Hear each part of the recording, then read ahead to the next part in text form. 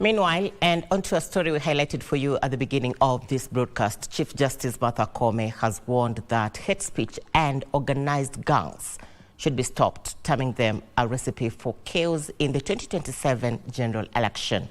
Koome, who reaffirmed the judiciary's commitment to strengthening Kenya's electoral justice architecture, also cited emerging technologies as glaring challenges that require urgent interventions. Kamuche Menza tells us more.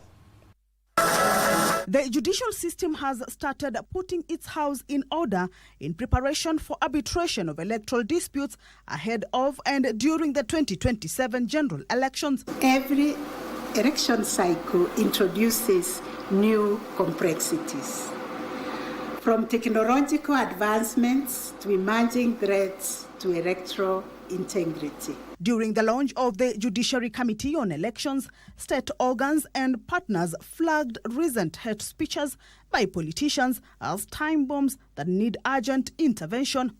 Statements being made openly and without shame by persons elected under oath to defend the Constitution to effect that they sense a challenge in the next election and simply cover it by saying we will steal the vote. The National Crime Center report that there are over 300 criminal gangs that are operating in this country, and they are unleashing violence, especially during these political meetings.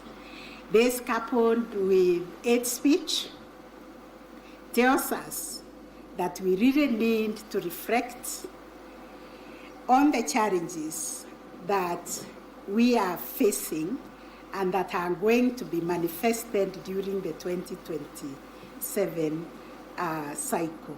To implement its 4-year plan, Judiciary will require 903 million shillings, even as it only has 15 million shillings at its disposal this financial year.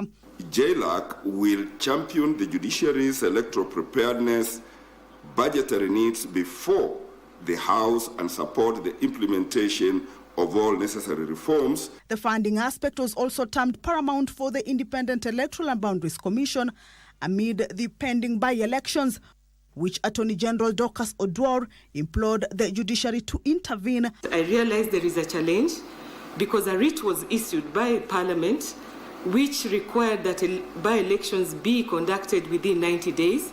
The 90 days have elapsed, and that is an area that will need advice, and